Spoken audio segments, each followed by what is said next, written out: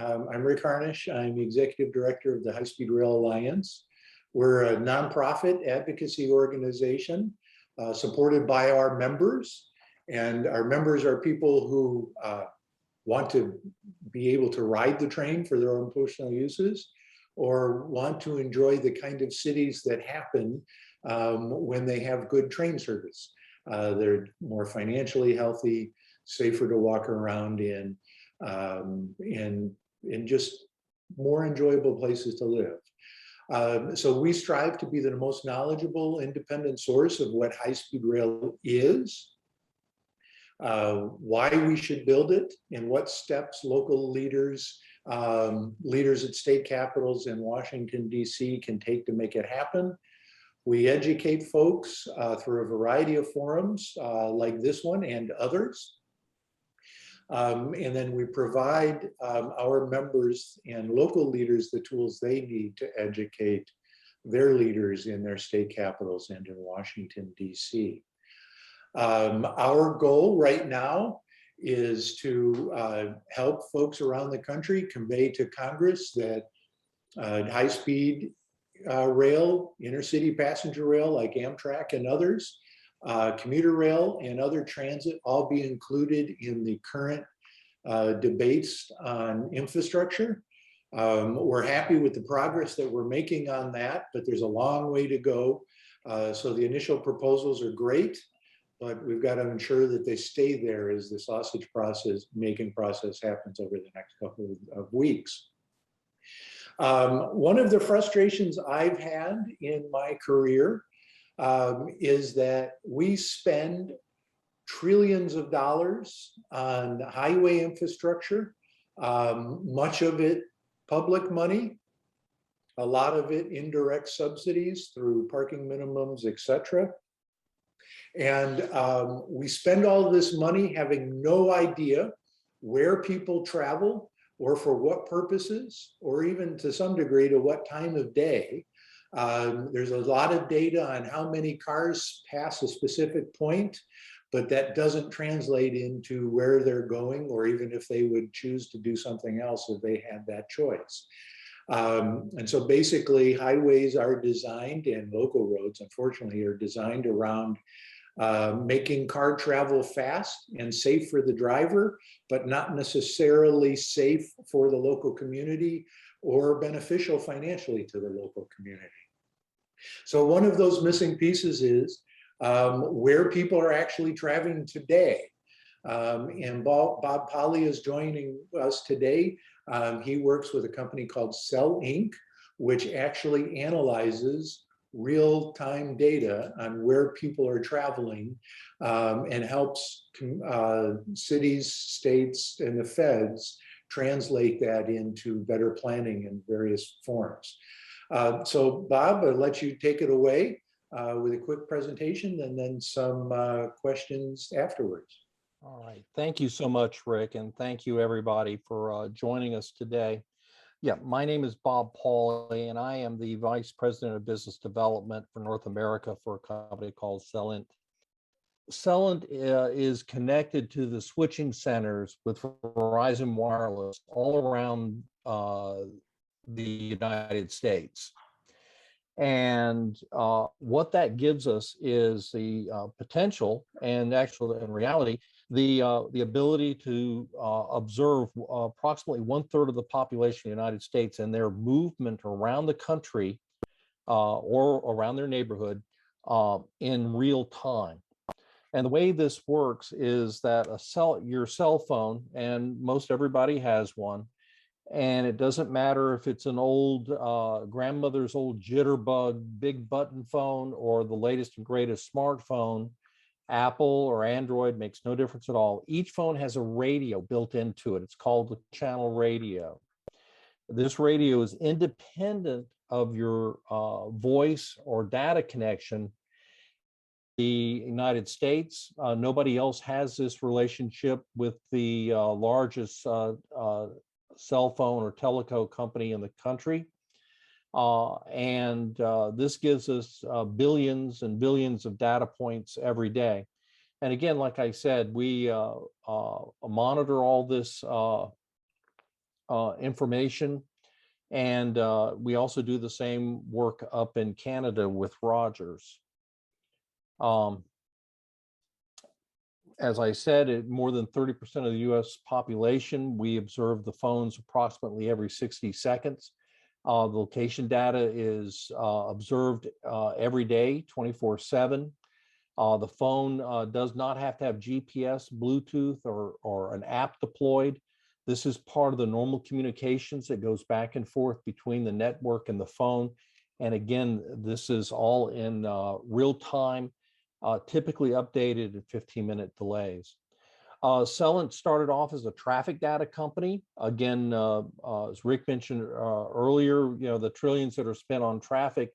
Some agencies, MPOs, regional planning commissions, and so forth have gotten smarter about their data. Before they spend $1 billion on a new road, they'd like to find out if it was actually going to serve its purpose. And then, we've always done origin, destination, or OD, real-time mobility monitoring. And then lately, we've gotten into transit data services. We've completed projects for TransLink and Metrolinx up in Canada. In the past, we have done projects for the High-Speed Rail Alliance out in California for the Los Angeles to Las Vegas high-speed rail proposal, doing population studies around that. And the same thing on the Tampa to Orlando high-speed rail. As I mentioned earlier, the system monitors all the cell phones connected to it in real time. And railway routes are identified, or passengers are identified by people in the station using the microcells that are on trains or on the platforms. Using this, we were able to deliver a very high granular, very precise location data, again, for people wherever they may be going. We're able to do it on a small scale, like a junction level intersection, or we can do it as we have done in Switzerland for the entire country. Here's a Metrolinx project that we did in Greater Ontario, understanding the usage of a new train station and whether they were using attracting new passengers to Metrolinx or whether they were cannibalizing other Metrolinx stations because of the convenience factor. And then in Vancouver for TransLink, we were analyzed the OD patterns for the bridges there. And we actually saved them a considerable amount of money because they understood, because of the population distribution coming across the bridges, they were not going to downtown Vancouver, but in fact, they were going east. So they didn't really need to build a $1 trillion bridge. It would be very applicable for building rail or transit. We also were involved with economic development in Sacramento. Again, trying to understand visitors and tourists and residents and how they move around the community. We actually also did a project up in Alberta, Canada, and we were compared with more traditional methods of population movement, Bluetooth, and roadside sensors, and we were found to be very accurate. We're presently working on a project with the United States Army Corps of Engineers. And while it is not transit related, it is a regional origin destination. And we've developed a GUI, a user interface to understand the distribution of population, looking back at Hurricane Dorian. But this same platform can be used in real time, or to go back and understand how traffic patterns during COVID, pre-COVID, or post-COVID, how people move around in a particular region. Location accuracy, we can actually get down to the exact location for all the phones using a process we call signatures, where we go out and we'll record the route using a high-grade GPS and several cell phones and specialized equipment, and record the signaling data as the phone moves down the road. By recording that, uploading it to the Cellint servers, and then matching it with the signaling data from Verizon, we're able to actually geoposition those phones within about a meter accuracy. This is typically not done for regional OD studies where you're really looking at postal codes or zip codes and that sort of thing. We're also able to give you speed and travel time, volume, virtual counting sensors. And again, this could be done on transit or automotive. We had the Seattle DOT hired the University of Washington to evaluate our real-time data and compare it with other data sources. I'd be glad to share that study with you. We came out very, very good. And this is virtual sensors that we used with in Vancouver and also up in Newport News, Virginia. And again, giving real-time traffic information, very applicable for transit too. And this is also a project that we did in Winnipeg, in Texas. And this would be an event management tool where we were understanding how people were going to and from the football game up in Washington, where they went while they were there, how long, what roads they used, what particular districts, and of course, the NFL was interested in understanding the demographics of their population. You can take their home locations and back that into census tract information.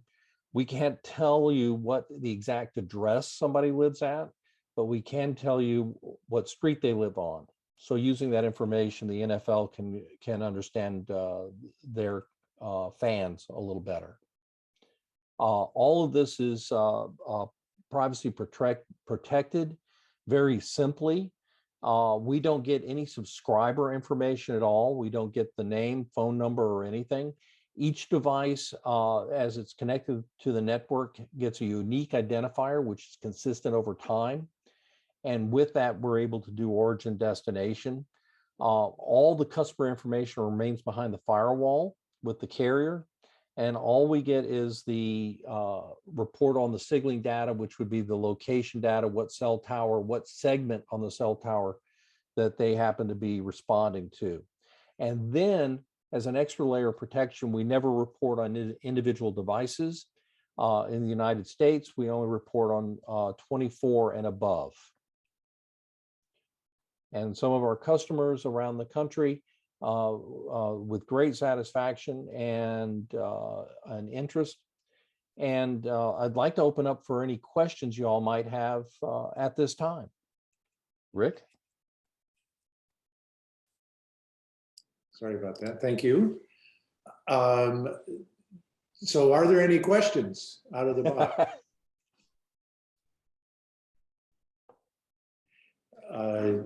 Arnold, can you put it in the, well, let me see if I can. Arnold, allowed to talk. We'll try this. Okay, Arnold, you can talk. Hey, Arnold, I think he's muted. Oh,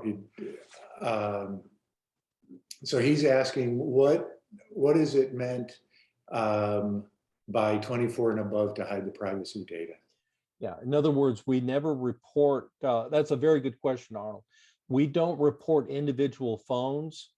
That we report 0 to 24 and then 25 and above.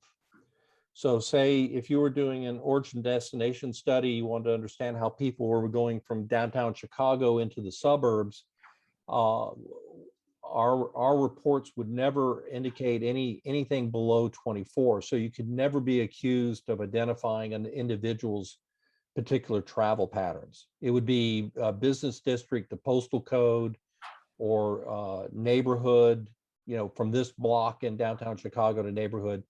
And again, 25 and above, or 0 to 24. At the scale that we work, we're looking at thousands, if not tens of thousands of data points every minute. So, what 24 people do is pretty inconsequential to the whole scheme of things, particularly given the amount of time, because our studies will go on for weeks or months. Arnold, did that answer your question? He hasn't responded, so we'll say yes. Okay. Roger Huff is asking, I think you cut out during the time that you talked about your relationship with Verizon. So Roger is asking, without T-Mobile, Sprint, or AT&T, how does that become a representative sample? Or maybe you explained that while you got cut out.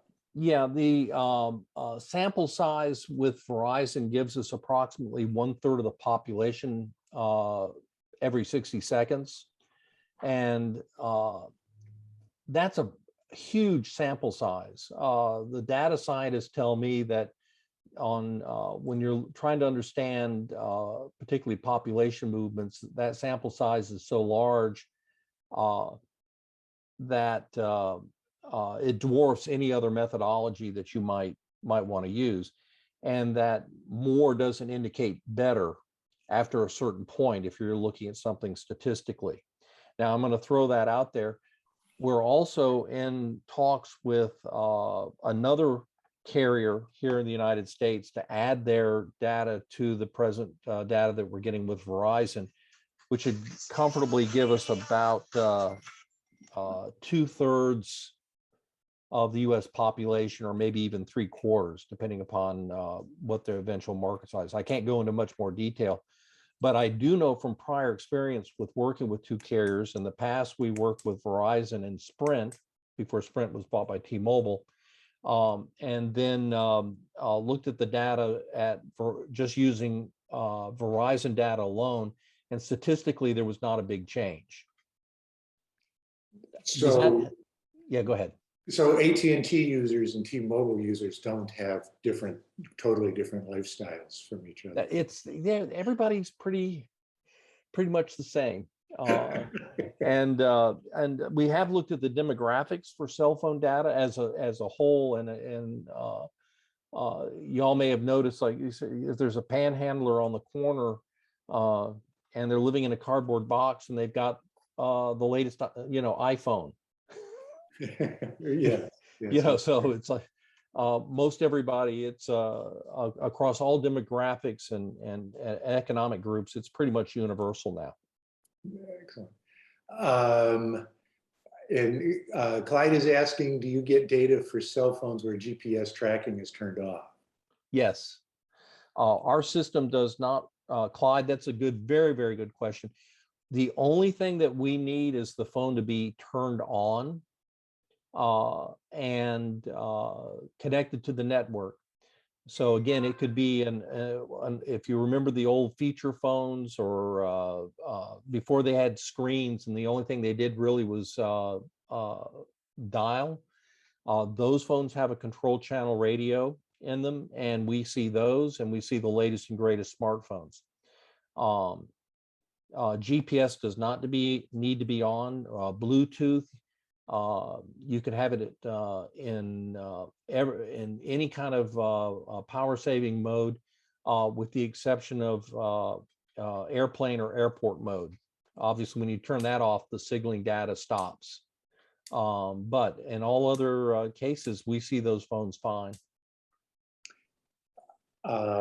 I just, as you're thinking about this, one of the blockers on VMT or charging people for the actual roads they use is people don't want you to know where their car is. But there's already a lot of data we're giving on this. Yeah. Okay, so tell me more about how you know if somebody is on a bus on a road or in a car on a road. Well, there are a couple of different ways that they do that. That's also a good question. If they're on a bus or a train, that bus or train will have multiple devices that will have the same frequency of stops. So whereas your car distribution will be 35 miles an hour and they go from this neighborhood to this place and they're milling around and they take irregular patterns, bus patterns or train are going to be all traveling at the same speed, stopping at the same time, which is a little irregular. The other thing that our engineers do is they tap into the AVL, the automatic vehicle locator, which the trains and most buses have on them. And by synchronizing the patterns, we can look and see, yeah, that these phones were definitely on this bus at this time, because the phones match the pattern, the AVL pattern from the bus. Same thing on a train. And then in a similar question, can you help put together trips? So like at a rail station, can you figure out how many people are coming there by car, walking, or taking a bike? Yes. Leaving a bus? Yeah. Bike and pedestrian sometimes is a little tough because they're typically low speed. So vehicle class is sometimes tough for us. Pedestrians are pretty easy because they don't walk 10 miles to go to a bus station or a train station. But if they travel by car, for sure. If they're traveling by pedestrian or bicycle, typically get lumped together. And we can also tell you what roads they use to get to the station. When they got to the station, where they got on, obviously what station, where those handsets got off, and then where they went to work or wherever they were, whatever their ultimate destination happened to be, based on a city block or about a 30 or 40 meter square. Okay. So that leads to the question of how would this help make the case for building a new high-speed line, say between Chicago and St. Louis? Well, I don't know about Chicago to St. Louis. I know in the case of the Tampa to Orlando high-speed rail that was under consideration, they wanted to understand the economic model, how many people drive between Tampa and Orlando every day, and what neighborhoods do they typically depart from, what areas in Orlando are their destination, are they commuters, or do they travel once a week or once a month, or tourists? And if they're tourists, what part of the country do they come from, and all that sort of thing. And then we built a diary, so to speak, of all this traffic back and forth between Tampa and Orlando, and then they could put an economic number on it. It would say it was 100 people or 200 people a day, and then try to understand, based upon, again, the commuter traffic, that if there was a service in place, would that double the number of people that went back and forth, how much they could charge for a fare, how often the train should run, what would the scheduling look like, and all sorts of things. The same thing for the high-speed rail between Vegas and Los Angeles. They were looking at the data a lot of different ways. It was compiled for over a year. And unfortunately, those projects were never completely funded, as we all know. Right. You know, they had great plans and then never really did them. But understanding what the present population movements are between Chicago and St. Louis, and then of course they could drill into it and try to understand, well, if there was an easier way, if the rail could get you in there, what would the travel time be? A couple hours? Not even an hour? Something like that. For Chicago to St. Louis, Yeah. two is very reasonable. Yeah, 2 hours. 5.5 hour drive. Yeah. So if they offered a fast service between two urban areas, get people out of their cars, or stimulate commuting back and forth, whereas maybe it doesn't occur now. But all that being said, we've done those studies, and understanding population movement's a big piece. And of course, where are you going to build your station? You know, your platforms or your feeders to the high-speed rail. You know, they want to understand that as well. You know, what neighborhoods would be best served by the high-speed rail, and that we're able to help answer that question too. Yeah, we did thumbnail ridership study back in 2009 at the Chicago to St. Louis route via Champaign. Mm-hmm. And we were talking with the guy doing it, and this was not a very detailed analysis. It was just doing it well enough to get people interested in thinking about it seriously. Right. And we kept pointing out there's a lot of buses that go from Champaign to Chicago. It's got more buses than most cities of that size or location away from Chicago have. But this would get you in closer to that. But I'm kind of in that same vein. I'm looking here at these customers that you have. And so there's the Illinois Toll Highway Authority, and other smaller governments. But it doesn't seem like there's the people who really control the process are the state DOTs. And it doesn't seem like they're taking advantage of this kind of information yet. Am I wrong? Or well, we just got started in the United States about 2 years ago. Now TransLink, of course, is Canadian, but a lot of the municipalities are trying to understand commuter patterns around their community. We've done work with MPOs. We don't have every client we have in the USA down here, but you are right. It is a technology that is absolutely unique. Like I said, nobody else in the United States does this, and it gets confused with other technologies that are more intrusive on privacy than we are. So it has I call it a creep or a spook factor.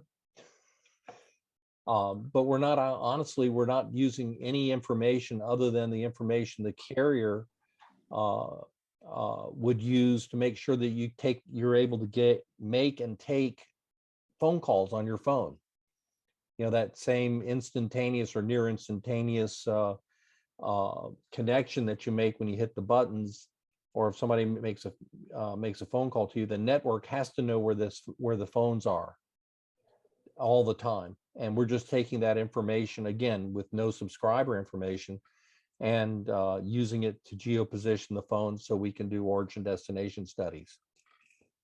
So I always had the theory that one of the reasons you can't go to cell phone on a train is because it's not next to the highway, and they would put the towers next to the highway. But if we could get enough people on trains, then they would see that and improve the service there.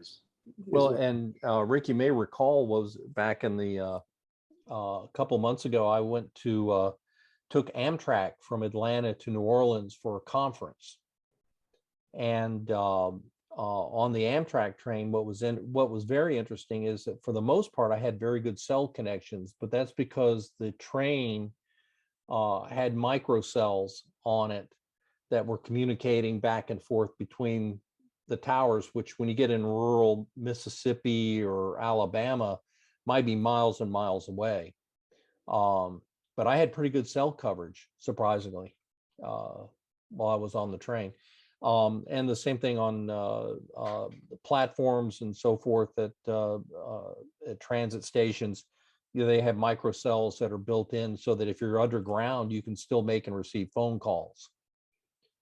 And we can identify those folks that are on the platform or in the train station on that microcell, because it's a unique reporting segment for us. It's not a tower, but it's that location. So if I had my Verizon phone with me on the State Street subway, you would be able to identify that I'm underground and not on State Street. Yes. Okay. Yeah. Although we wouldn't do that to you, Rick. We would only you and all the other Verizon customers on the train, we would report, but we wouldn't tell, They would say me. wouldn't say Rick's on this train. I get that. I apologize for No, that. that's all right. Let me see. And then we've got another question. What is the level of time precision? Is it aggregated across multiple weeks, or can it be requested at like a specific time? We give the data in, well, we just generated an hourly report for the Army Corps of Engineers. I have that spreadsheet. It's pretty dull. It's like 1 gig of data or something, but we promise live data updated every 15 minutes if the customer needs live. But we can parse that information to hourly, 3 hours, 6 hours, 12 hours, or however you want it. But we're the only provider in the United States that could actually give you 1/3 of the population movements minute by minute. And when I say minute by minute, up to the minute, updated every 15 minutes. If that answers the question, I hope. Okay, excellent. Here's an interesting question. Do you publish transparency reports, like the number of requests from law enforcement? No. And I can honestly say we haven't had any requests from law enforcement. We wouldn't be a particularly valuable tool to them because of the privacy concerns, unless you were looking at a gang of 25. And so, and it seems to me that they would go straight to Verizon anyway. That's right. They'd either use the power of subpoena or law enforcement cooperation to get the information that they needed. We wouldn't be a good source for investigative purposes anyway, Okay. because of the privacy constraints we have. Okay. And any other questions out there? Have I missed anything? One new message. Oh, so how do you determine whether somebody's in a car or a truck, or do you? Yeah, we cannot tell vehicle class. That's not something we're particularly good at. We have experimented with different ways of looking at vehicles. For example, most trucks will go to a central distribution point, do a collection, and then maybe run through town or go from one state to another. And those trips will be pretty routine, and the origin destination points will be warehouses or a manufacturing plant and so forth. Those devices we can identify as trucks pretty clearly, but we can't really tell you if it was an 18-wheeler or a panel van or somebody in a big Suburban. We just vehicle class is not something we're very good at. Okay.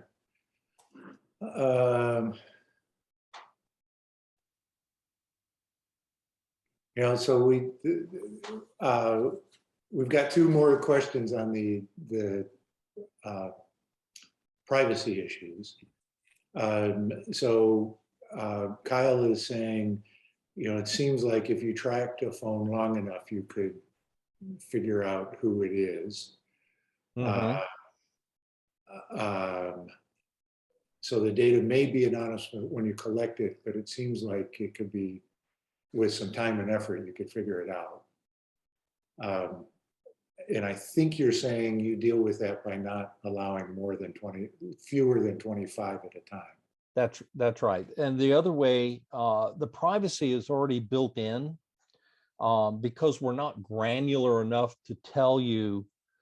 We can tell you, for example, what street the phone is on, but we can't tell you what the house number is. There are other data suppliers. Typically, they're using SDKs or apps on the phone that harvest GPS information.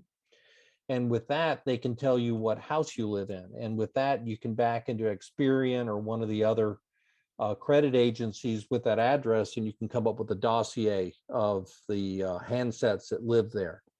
We're not that precise. We don't use GPS. We use a triangulation methodology.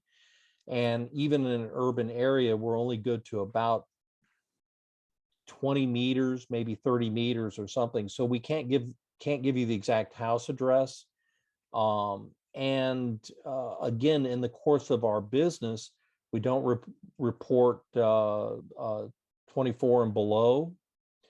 And while everybody thinks that they're, we like to think that, you kind of get the tinfoil hat out and they're watching me and so forth. Nobody's really interested in where Bob Pauley is right now or where I'm going this afternoon. And, but they would be very interested if I get in the car and I drive across town, and then how many other people left my postal code and went across town at 5 o'clock and I was a commuter and so forth. And honestly, all our customers are only interested in population movements as they impact the infrastructure. Nobody's really interested in where Bob Pauley goes this afternoon for dinner. So, I 1 year back when I was more fit, rode the lower loop of Yellowstone. So Yellowstone has 2 roads that are loops. Yeah. And it was interesting. So I rode on my bike, and because of the traffic on those roads, I would get there at the same time. And so, everybody's going from this sightseeing place to that sightseeing place to that sightseeing place. And so I was seeing the same people over and over again. Yes. And I was saying to myself, if Americans was smart, they'd figure out how to get a bus that does that for you, right? Yeah, right. But, I imagine that cell service is good enough in national parks to see what's happening with that. And maybe they could put together some patterns that said, we should create this kind of transit service within the park. Well, we've actually done work with the National Park Service where they were trying to understand tourist movements through the park and that sort of thing. Again, the question always comes down to funding.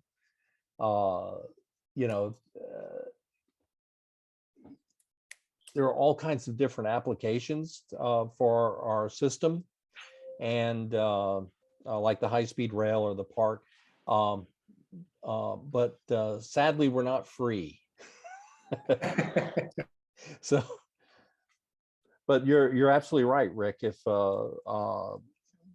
want to understand the seasonality, and then also you can also those people that you were bicycling around, you come up and say, well, how many were from Chicago, or how many were from California, and where the feeders are, and what time of the year do typically people from California go to Yellowstone, or how many times, from Illinois.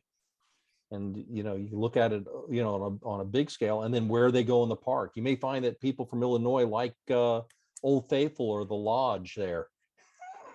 Right. And so you have a bus that goes straight there. Yeah. The same thing happened across 90 when we were going to Custer State Park. Each of the stops along the way, we saw the same people. And it's just one of those frustrations. And then, so Google Maps gives me an estimate of whether my bus is full or empty, or the L train I take. Mm-hmm. Are they using different? I assume they're using some different way of getting that information. Yeah, they're using if you have an Android phone and you have your navigation on, that navigation is also reported up to the Google servers. And they have some very sophisticated algorithms that will come up with highway speed and the utilization on on transit and so forth. But it's specific to Android devices, and it needs to have GPS, and of course your navigation needs to be running. A lot of people will turn their navigation, or they'll turn Google Maps on because they're looking at traffic, or they're looking at going to a place downtown that they haven't been before, that sort of thing. All that, as you move through town, that's all reported up to Google. And then they will come up with a using the data off the phones on a historic basis. They can come up with predictive analytics that'll say, for example, on Friday afternoon on this road, everybody's going 10 miles an hour. And if you look at the road, it says it's red or yellow or green. And I don't know if it's happened to you, but if you've been navigating across town, maybe in an unfamiliar area, and it'll say, oh, it's all green, and you go up there and the traffic's been stopped for half an hour because of an accident. And that's because the Google servers didn't get enough information from enough people navigating to see that there was an anomaly on the road. So they're not particularly good at slowdown detection, and they're not always real accurate, but they're very, very good because they have years of historic data for that section of road or that transit system. But they will miss it. You may get something that says, oh yeah, this particular road is blocked, or this particular train is full, and you get there and that may not in fact be the case. Okay. Yeah. So that we do have a question. Does Google share information with you? No. Okay. Google doesn't share information with anybody that I know of. So they don't need anybody. And an opinion question.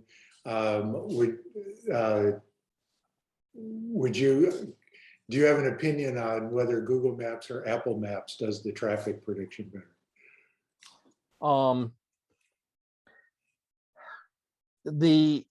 I guess the long and the short of it is Google's probably better at it.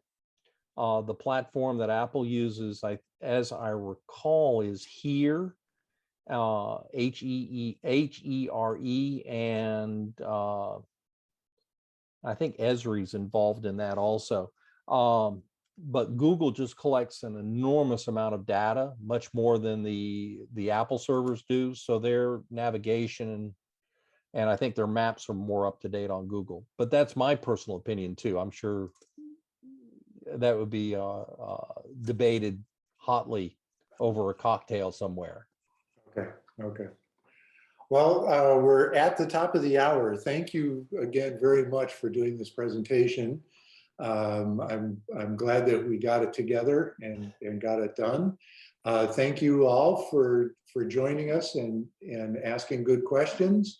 I want to point out we still have masks, and mask orders are back, and you still have to wear one when you're on a train or bus.